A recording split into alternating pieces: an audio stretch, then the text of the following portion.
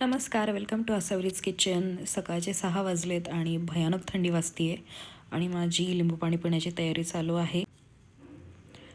हे मध जे आहे ते माझ्या सासऱ्यांनी खास माझ्यासाठी लोकली मिळवलं होतं, कारण मला शुगर असल्यामुळे रेडीमेड ब्रँडचे जे प्रॉडक्ट असतात ते नाही घेता येत, कारण त्यात खूप जास्त साखर असते. तुम्हाला पण शक्य असेल तर तुम्ही नक्कीच असं अस्सल दर्जाचं मध मिळवायचा प्रयत्न करा, कारण आपण जे रेडीमेड दुकानातून विकत आणतो त्याचे जर तुम्ही इन्ग्रेडियंट्स पाहिले तर त्यात प्रचंड प्रमाणात साखर टाकलेली असते, तर ते आपल्या शरीरासाठी खूप हानिकारक आहे.